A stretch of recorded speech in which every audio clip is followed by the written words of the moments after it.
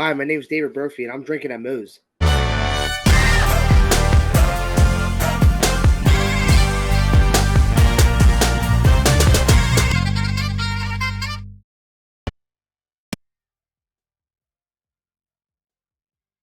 All right, everybody, taking time out before we get this show started. I want to thank Reaper Apparel for having Drinkin' Mo's be a brand ambassador for their clothing line. They got good stuff. They got t-shirts, they got hoodies, they got beanies, they got lots of great stuff, encouraging everybody to break out of their comfort zone, live their best self, and hey, it's something I try to live every day. Now, be sure when you go and you're finishing filling out your order, use the code Drinkin' at Moe's, get 10% off, and the link and the code will both be in the description. Let's fucking go. All right, everybody. Welcome to Drinkin' Mo's. Big Mo here. You know the drill by now. YouTube, like, subscribe, share, comment, all that good shit, because YouTube's algorithm is a pain in the ass. We're most places you can find audio podcast too. Today, I'm excited to have with me David Brophy. How you doing? Good. How you doing? Oh, I can't complain. The channel, we just got done with our 7 days of content for Mania week. And, well, kind of a double celebration of Mania week and the YouTube channel going past 300 subscribers. So That's awesome. little, oh God, yeah. Especially when now we're, as of recording, at like 316. And considering I had about maybe 14, 16 when I started. Yeah. And now it's like 300 more than that. I'm like, oh. It's cool to see stuff like what you do. It starts off small. As you watch what you do progress and progress and progress, and you watch from the bottom and look who you are now. Oh yeah. Hell, it always amazes me, especially with like my first episode was with a guy here local to me, and his episode is actually like the second most viewed one on the YouTube channel. The next one after, the only one ahead of him is Phil Stamper, who big in Maryland Championship Wrestling, but then he also does a lot with Sami Callihan's promotion, Revolver. I've heard of him a little bit. Yeah, his is actually the most viewed one. That's awesome. And then, good Lord, there's people like Bull Buchanan on the top 10, former Ring of Honor 6-man tag champ Dutch. Wow. Going into H2O, Anthrax is actually in the top 10. That's my dude. Oh, yeah. That was a fun one. And you know what? Before we go too deep into stuff here, I always like to start off with everybody. What got you started as a fan? And then what got you involved in the business? All right. So I started off watching wrestling about 08, like around like 2008 when John Cena came back at the Royal Rumble. Okay. So around the time I would have been just getting into the Navy or just getting ready to get in. Wow. Yeah, that's a very long time ago. Yeah. My first show was the Raw after the Rumble when John Cena came back. So that drew my attention in the wrestling. So I've been mainly WWE for a while until about like 2016, 2017. And then I started doing like local stuff around me. And then I saw a flyer for CZW. It was Danny Havoc's last match. It was Danny Havoc versus Alex Colon in a Viking tribute. I looked it up. I saw a whole bunch of blood, and I was like, all right, this looks cool. I was like, we're going to this show. 2 weeks later, took my buddy. The rest is history, and I'm here now.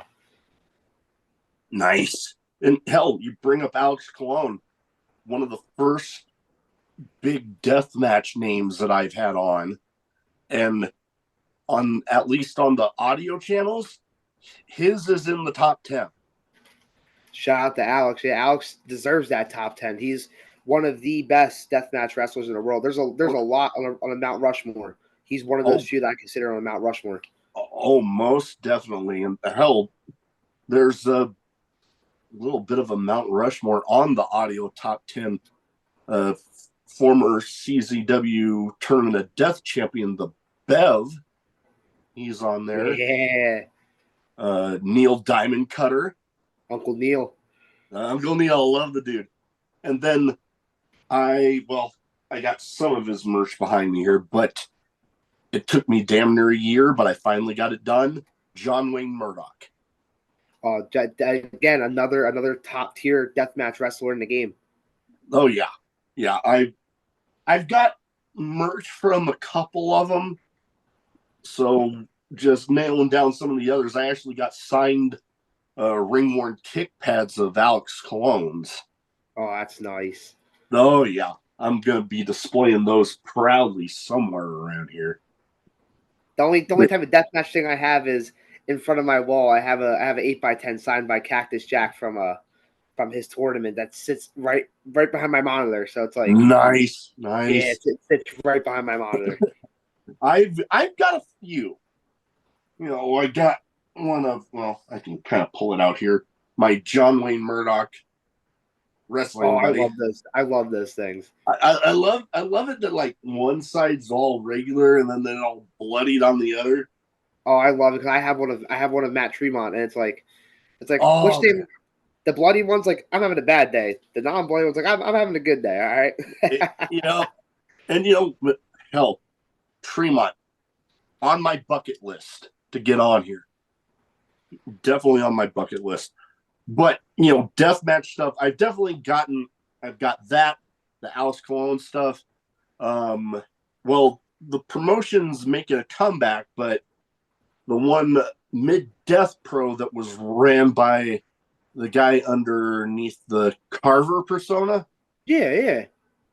They did a show here in Omaha, and I guess I didn't realize my ticket at the time entered me into a raffle for an event used items signed by everybody.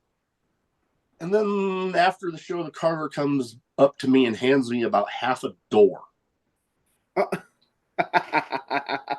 I have it right behind my setup here. Oh, that's great. He's another very cool guy. Oh, like behind the persona, cool as hell. But that when that camera's on, god damn, he's one scary son of a bitch.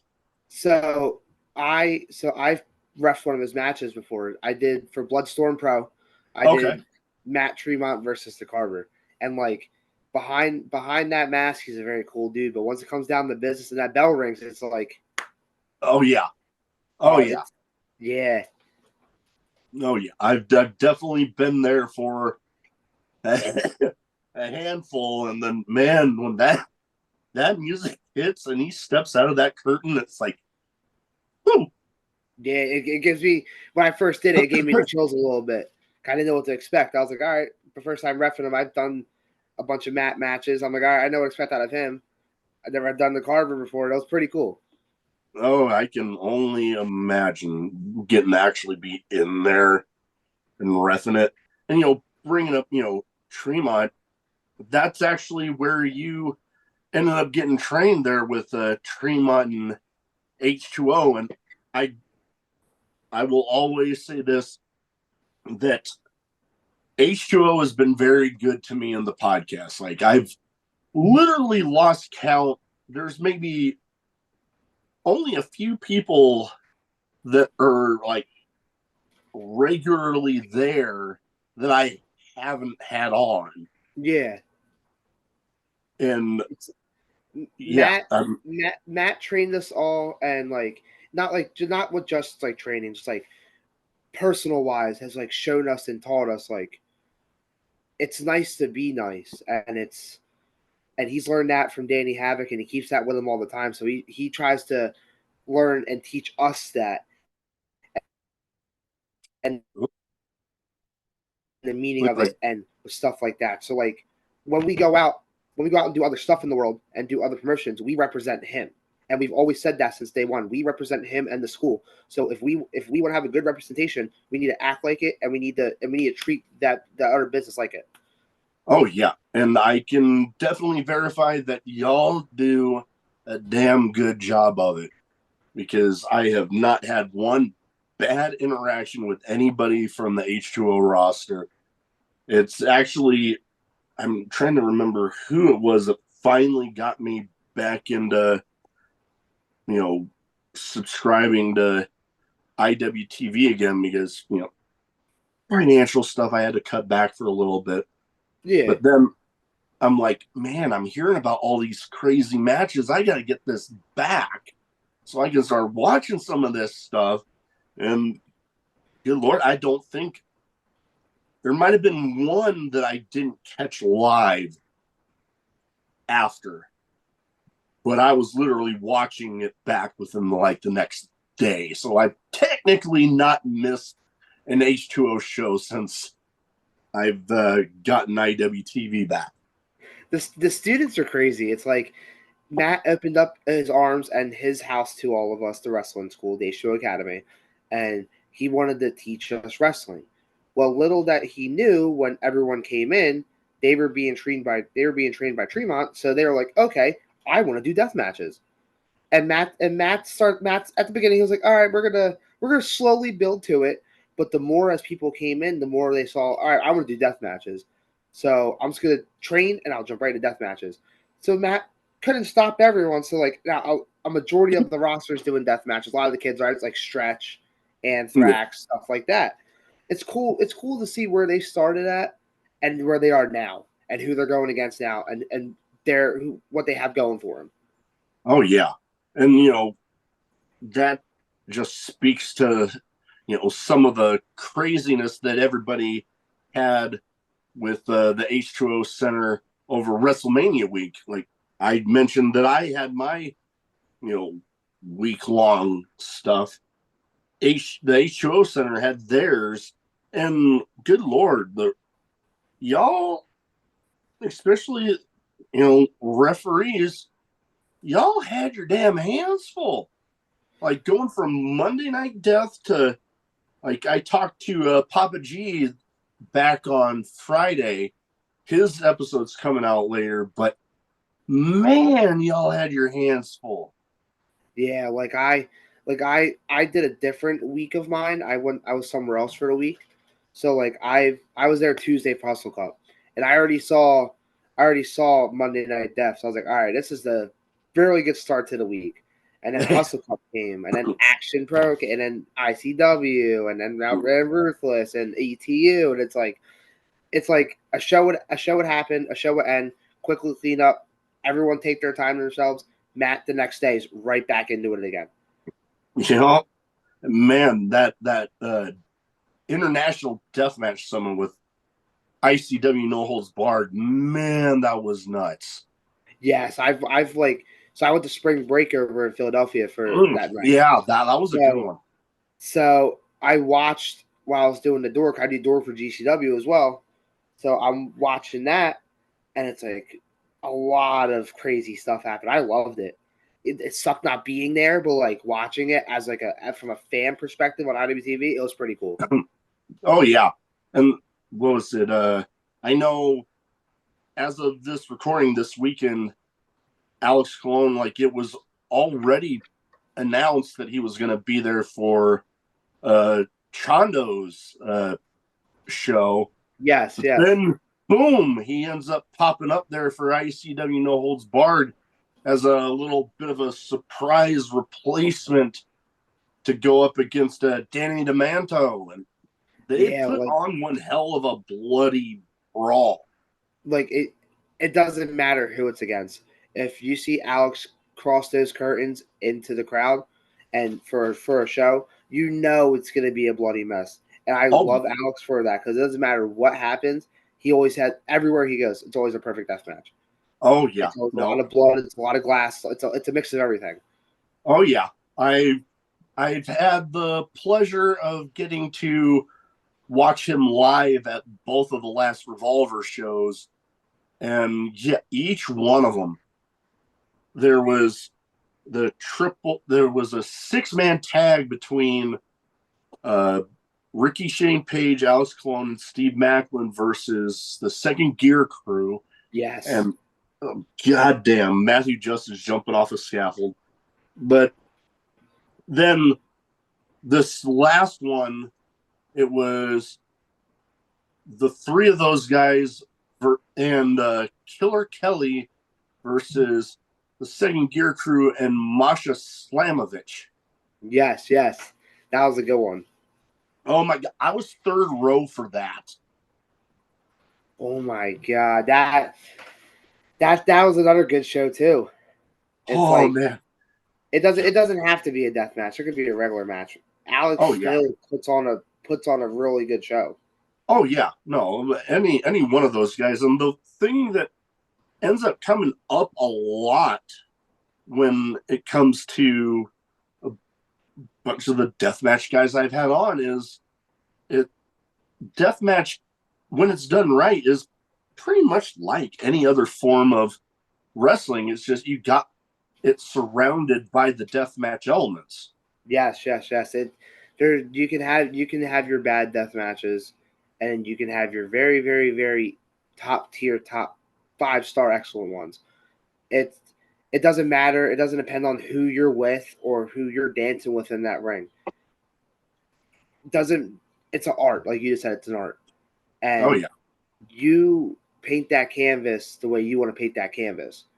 If you want to go all out with blood splattered everywhere, you're going to paint that canvas the right way. If you want to show the crowd a little bit, you'll paint that canvas again the right way. So I know a lot of people, they don't prefer deathmatch, or they get skeeved out when they see death matches, or oh my God moments. But it's everyone has their own taste. But at the end of the day, it's still an art no matter what. Oh, most definitely. I've definitely seen some better than others. Luckily, most of them that I've witnessed in person have all ended up being pretty great. I mean, 2 of the times that I've seen death matches at Revolver, oddly enough, have ended up involving fire at one point or another. Like my first one, the first death match I ever got to witness in person was at Revolver, and it was Jake Christ versus Joel Bateman. Oh my God, that was last year, wasn't it? It was around that, yeah. Yeah. When Joel's in the States. Yeah, and I always say it ended with one of the craziest moments I've ever witnessed in person, when they took the 4 folding chairs and the 2 panes of glass, and then Bobby rolls in and pulls out lighter fluid. Mm-hmm. I'm I was third row for that one too. And I just remember, I had talked with both Jake and Bobby at different points, but I see Bobby roll in. I'm like, what the hell is he doing? And then I see him pull out lighter fluid, and my jaw just on the floor. I'm like, no. Yeah, you can have your good fire spots. You can watch them go good, or you can watch them go south. It doesn't matter the way it is.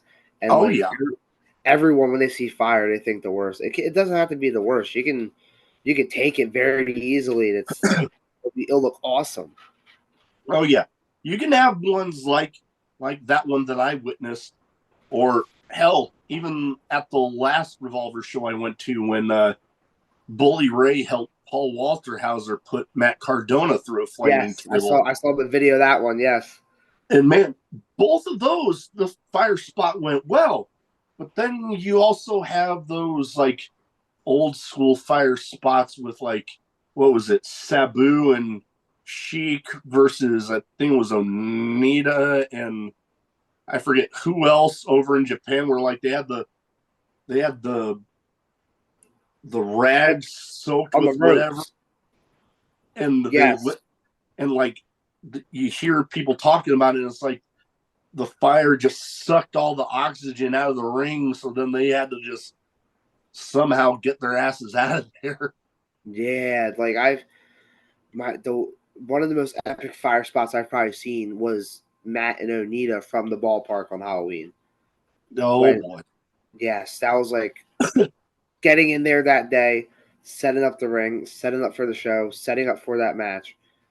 You could tell it was going to be one epic match. And then all of a sudden, I see Matt go through the barbed wire board. The explosions go off. He goes back in the ring. The fire starts. A big fire. I'm like, all right, this is too much for my liking right now because I can deal with fire, but once it's like half of the ring's on fire, it's like, all right, that's a little too much. Oh yeah. Oh man. I just. Oh man. Barbed wire. That just brought back memories of getting to sit front row for a no rope barbed wire match once involving two of my best friends, actually. And one, it kind of goes back to somebody we talked about earlier. But the Carver was actually supposed to be the opponent in that match. And it just so happened to be the night before he had basically gotten impaled by a light tube. So he wasn't able to make the show. Yeah. But they're like, you know what? We've already booked this. We've already, made this huge deal that we're having this no rope barbed wire match. And including that one, there's only ever been 3 in that promotion's history. So the guy, very good friend of mine that coincidentally was the best man at my wedding, for some reason volunteers to be the replacement. And I still think he's absolutely nuts, but they put on one hell of a match.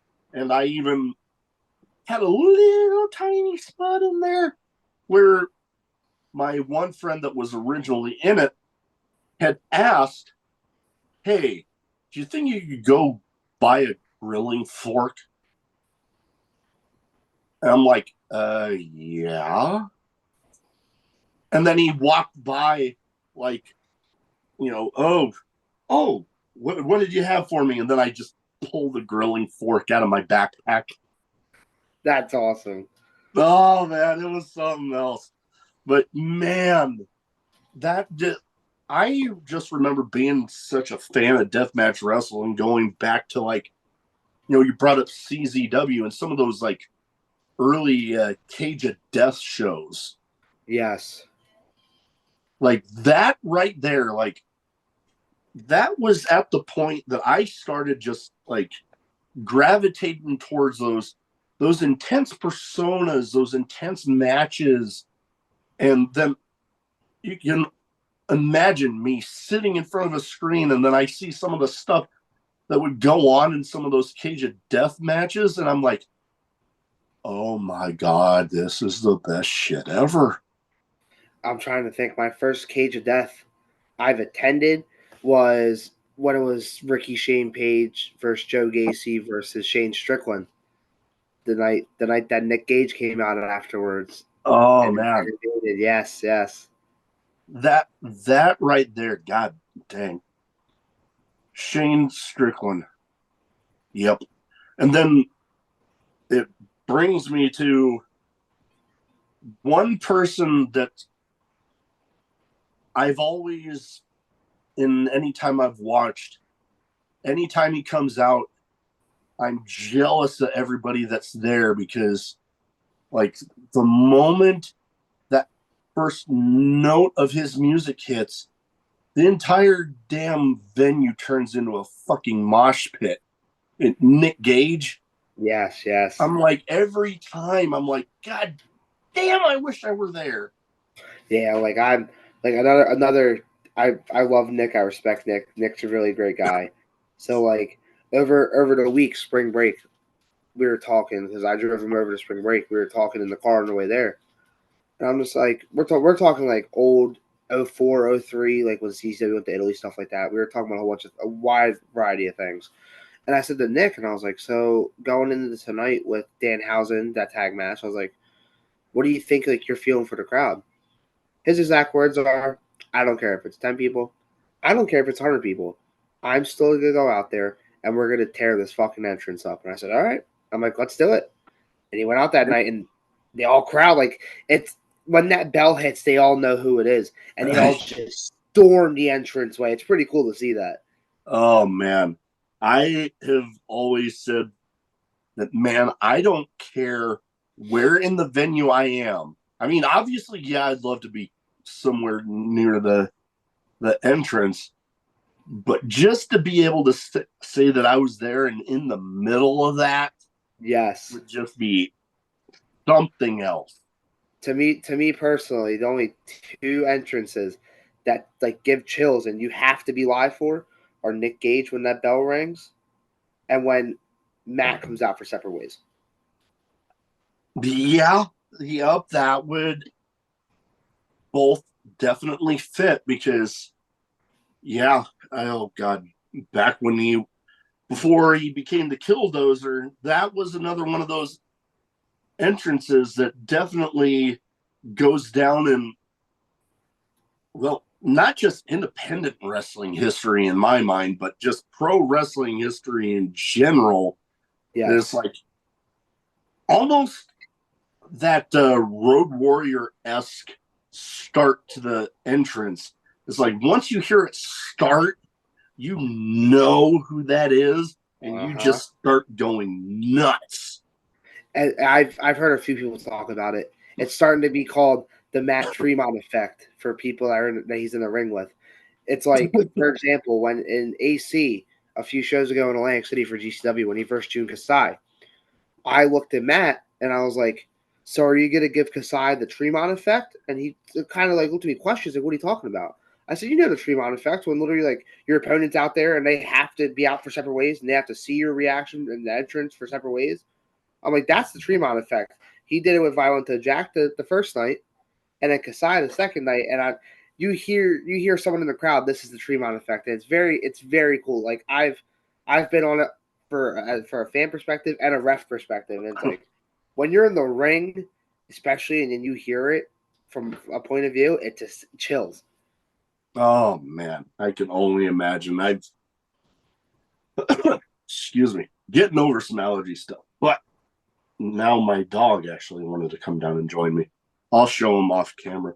But yeah, Matt Tremont is definitely one of those guys that, hell, even now with the Killdozer, Yes. like it was a little different from the whole Separate Ways deal, but still, he's still on one of those where it's like that music hits, and the moment he's out through that curtain, it's like just boom.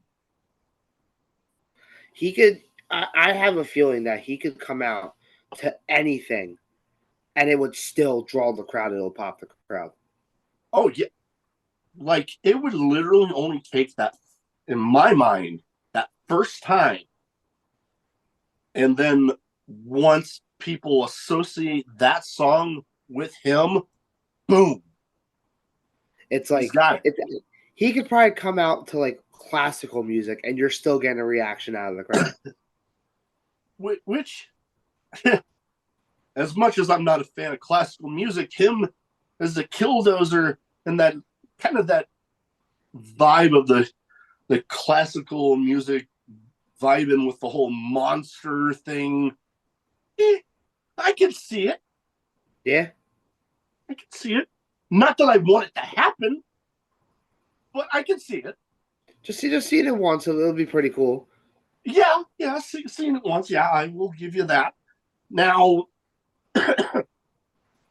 you've mentioned, outside of H2O, you do get out there.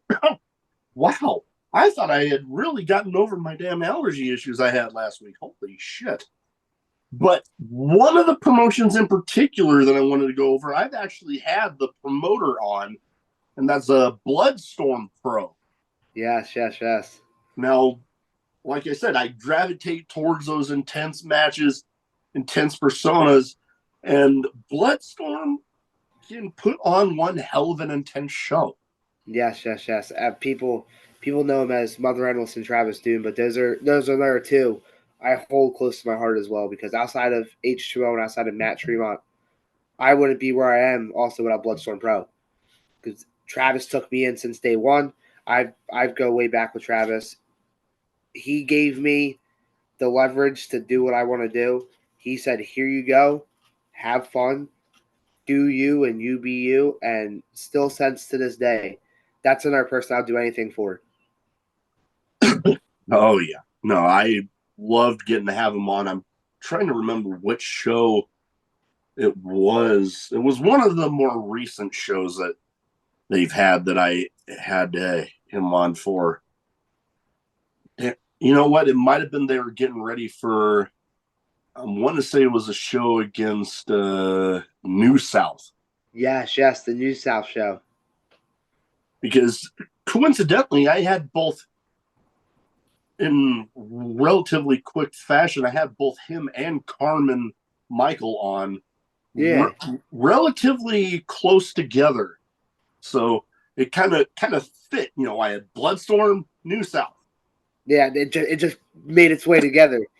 It was weird how it worked out that way, but it did, and I love it. Yeah, outside of H2O, that's another base that I'm always at.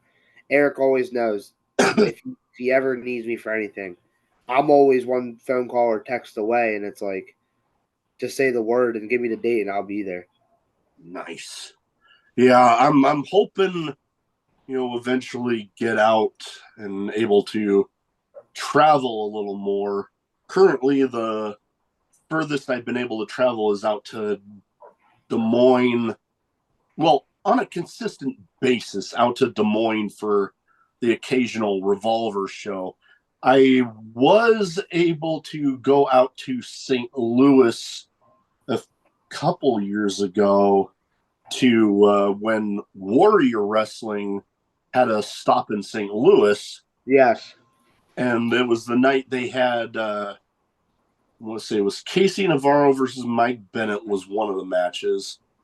There was Dante Leone, Myron Reed against Lance Archer, and yeah, that was nuts. I got it. I actually hell, Lance Archer signed figure from that night. That's pretty cool. And I got to have a mini episode with a guy going back by now, Bronson Reed. Yes, yes. He went up against Jeff Cobb that night. And yeah, talk about one hell of a hoss fight. I actually saw him over the week at WWE World for Mania Week. He did a signing. I had a GCW hoodie on, and I looked at him. He looked at my hoodie. He's like, "Yeah, that's pretty cool." I'm like, "Yeah, I've never seen you at Bloodsport versus Josh Barnett." And then my buddy runs ETU, so it's like it's I've seen you over there. It's pretty cool. You know that? Wow. Yeah, it's been a while since I've seen him, but yeah, no, nothing but love to Bronson Reed. I'm glad. Hell, he most recent winner of that Andre the Giant Memorial Battle Royal, which I was pumped. Yeah, that was pretty cool moment for him. Oh yeah, like, you know, sometimes, you know, they have such a roster that, you know, they can't push everybody at once, but you have guys like him that have been out there and have literally had wars with some of who are considered some of the best out there, and like Okada and everything, and beating them. It's like, come on, man. You got somebody that, you know, you have people that you try to build up as a monster, and then you have a guy that just comes with it pre-packaged, Yeah, right like there. on a silver platter, just handing it to you. It's like, here you go, just take them. Just take him, give him the ball, and let him run with it. Even if it runs forever, let him just keep on going until you can't no more. Like Oh you yeah. said, he's already prepackaged, ready to go, and once WWE released him and he started doing his own independent thing, you could tell he kept that ball and he kept on going to try and show them that they messed up. Oh yeah. Hell, I remember getting to talk to him about this was shortly after. I'm wanting to say it was for now. Well, they're going back to TNA, but it was in a show for them that he went up against one of my personal current favorites right now, Tomohiro Ishii. Yes. And I told him, I heard that match get announced, and I'm like, you know what? I'm buying that damn show. Even if just for that damn match, I have to see that. Yeah, that's pretty awesome to hear because a lot of people like hearing that. Oh, I bought this show or I bought this ticket just to see you and this person because I know you three are gonna have a killer match. Like I see it happen to a lot of people. It's pretty cool to see people's reactions or wrestlers' reactions of being told that from fans. Oh yeah, and I'm glad I was able to give him that because hell, to this day, still, I mean, I've never been able to meet Ishii. Hopefully someday, maybe. I mean, Yes. he does come to the States from time to time, but I have met Bronson Reed, and oh my god, like you see people that like before you start talking to him, and you're like, God, he's one intimidating looking son of a bitch. Yeah, like walking up to him when I saw him the other day, it was just like it's just weird. And then he says soft spoken. I'm like, all right. Yeah, you get to talking to him, and it's like, crap, nicest dude ever. Yeah, but like the persona is just like he'll break you in half. Same with well, I got directly behind me, but Swerve. Yeah, Another, especially, I mean, he's playing a little bit more of a cleaner type role right now. But when they had him full blown heel in that feud with Hangman, God damn, one sadistic son of a bitch. But then the time that I got to meet him, holy crap, nicest dude ever. His matches were Hangman. All of them, I don't care which one you pick, but all of them together as a trilogy was the best ones I've seen. Oh yeah, no, any one of them, especially the Texas Death Match. I think that's the one that a lot of people look back on as just holy shit. Like, even though it was on a pay-per-view, but it was still one of those matches where like nationally televised promotions don't usually end up going that bloody. Yeah. Then they did not hold back in that match. Man, it's either a hit or miss, and they hit out the ballpark with that one. Hangman and Swerve, the Texas Death Match was a really great death match. Oh, most definitely, and not one of those that often happens when a national TV promotion does a air quotes death match. Yeah, where it seems like it's more of just a regular hardcore match that just got death match slapped on there. But those guys put on on a huge scale for everybody to see that when you do a death match right, man, it can steal the fucking show. Oh yeah, it doesn't matter if it's one death match on the show. You like the way Matt does it. He has a mix of everything. He has his cruiserweight styles with like Sean Smith and Brian Neal, and then he has his heavy hitters like Big Red, and then he has his death match people like Stretch and Anthrax. Doesn't matter what you throw them in. Here's your plate. Go with it as you please, and they just go out there swinging for the fences. Oh yeah, and speaking of big death matches involving both Anthrax and Tremont, I haven't. This will maybe it'll come out before I've had so many episodes. Sometimes my memory it gets a little fuzzy, but I do have an upcoming preview episode of the next the next H2O show on the schedule, I believe it's Uninvited, where Yes. Tremont, the Killdozer, and Anthrax, 200 freaking light tubes. Yes. Man, I got a That's gonna be preview nuts. episode for that show coming up, and I can go ahead and, because this will probably be out after, but my co-host for that one's going to be none other than JB Anderson. Oh, that's gonna be a good one. I love JB. JB's another great guy.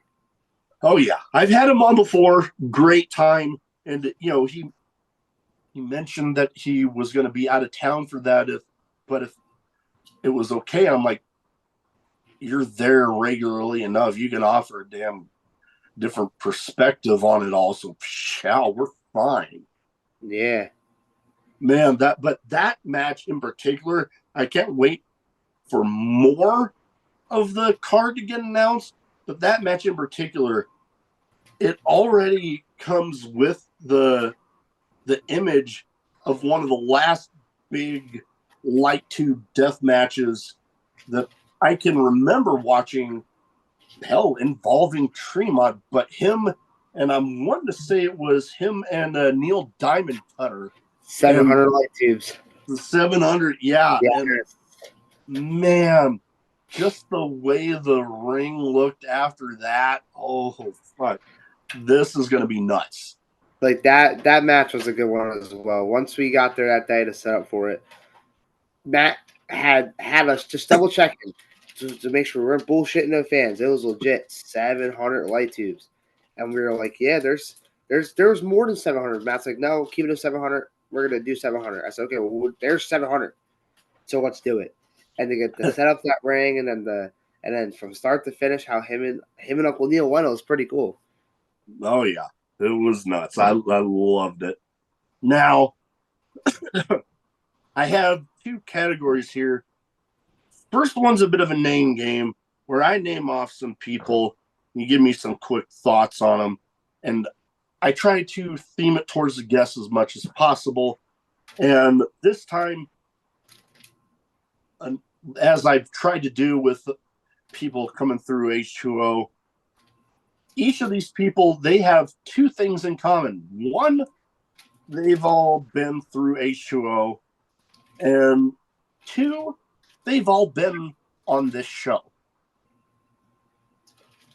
So first one, the current reigning, defending Danny Havoc Hard Tour champion, Neil Diamond Cutter.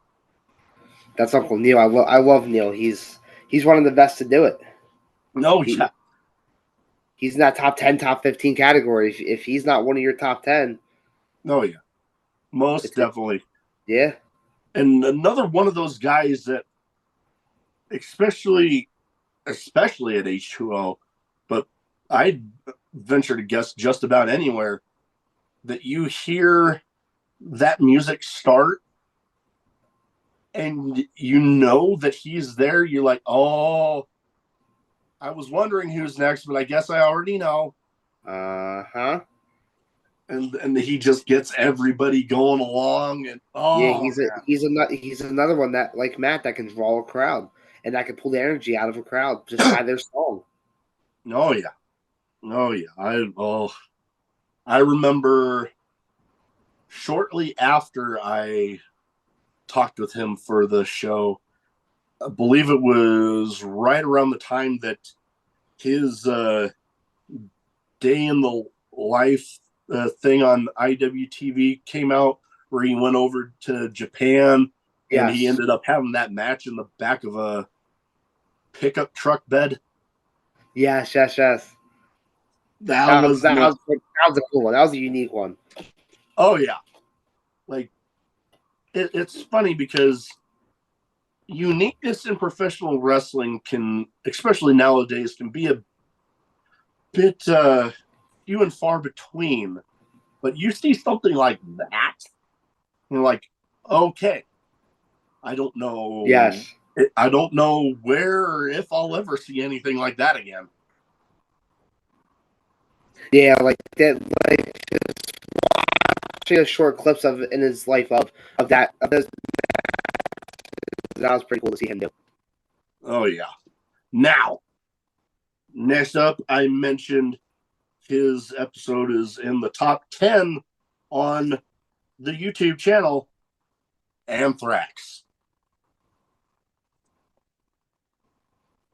That's another one.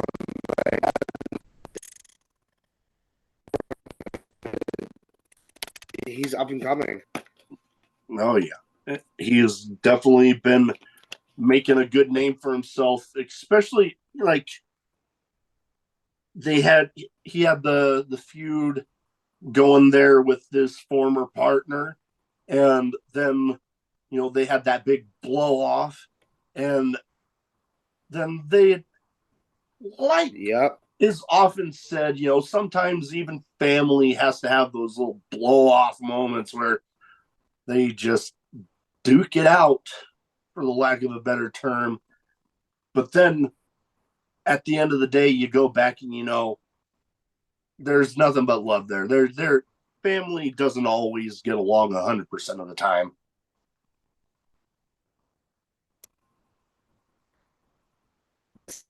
That was pretty cool. Was watching them build the blog. That was another cool story. I think you're having some. I think on your end you might be having some audio issues because it gets a little like or. Yeah, a little bit. Okay, but yeah, we're getting close to the end here. Let's see. Getting it figured out. I'll pause real quick. Yeah, there we go. I think we should be good now. Okay. Guess I don't have to pause, but all right. So, getting back into it, the one of the other 3 people involved in Peace, Love, Death match, Alex Stretch.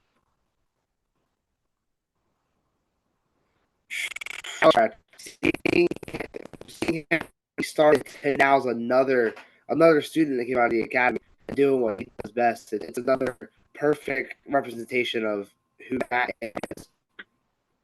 Oh yeah, and I mentioned to him because his episode was the finale of my Special Mania Week coverage that the Juggalos seem to be one of the more accepting groups that I've been fortunate enough to have some interactions with, because it doesn't seem to matter what background you have, as long as you're treating people good, they don't give a shit.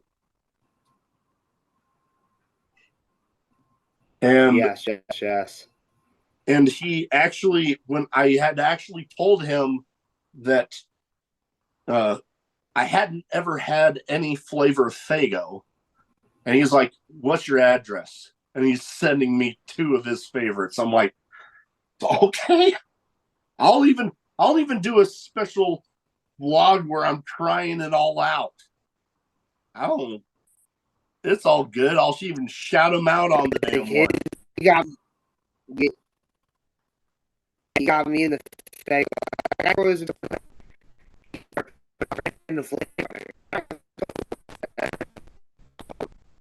I think we're having those issues again. I'm going to pause it real quick. All right, we're back. We're getting it figured out. We're almost done anyways.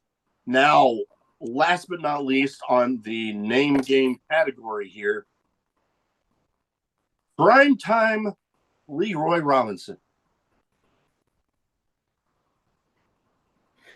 That rounded stuff.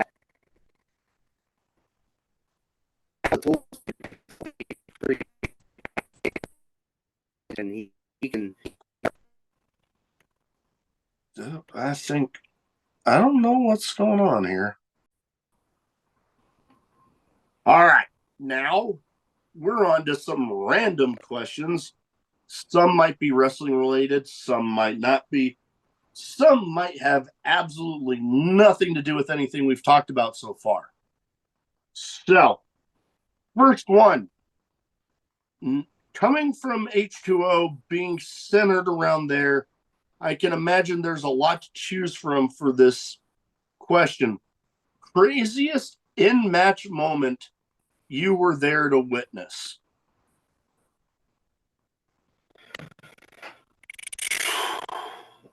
Wow, that's a kickback right there. And Mark Jarrett versus Neil Diamond. And just seeing towards the end, pretty sure Neil gave the top rope through like a. So that was just crazy to see, like that close in person. Oh yeah, I can only imagine. Now, this last WrestleMania, we just passed it. WrestleMania 40 is being considered one of the best ones ever, which in a lot of aspects, I would find it hard to argue against that. What would you say for you is a favorite WrestleMania of yours?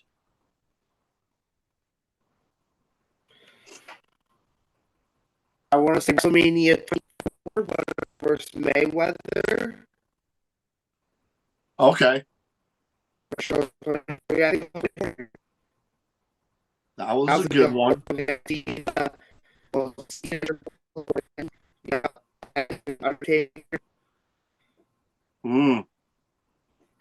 Yeah, that one, I know one of my personal favorites. It's either between 17 with the final, I believe. No, wait, that might have been. Well, one of the final. Well, it was the trilogy with The Rock and Stone Cold.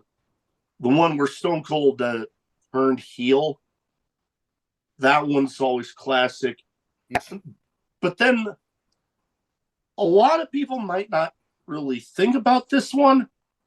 But for me, the personal connection was it was the first WrestleMania I ever watched live as it was happening. But WrestleMania 20.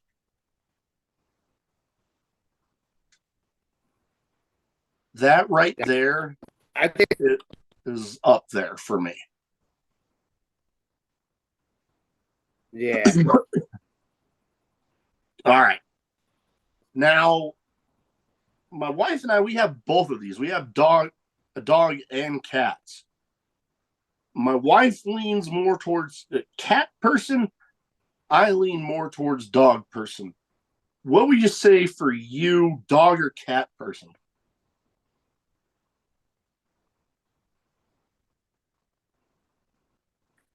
So I've had both, and I've only had a dog first. Both of my boys are everything, and my wife and I, we have an English bulldog, and I swear he's exactly my mentality. Feed him, let him do his business outside. Although for me, I can't really do my business outside, or else I'd probably get in trouble. And you know what? Just let him nap on the couch the rest of the day, and he's just as happy. I'm like, dude, that is fine. Just let me relax. Yep, I love it.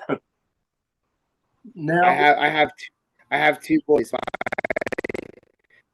My biggest is 130. Breathe, and all the is eat, sleep, and go. Yeah.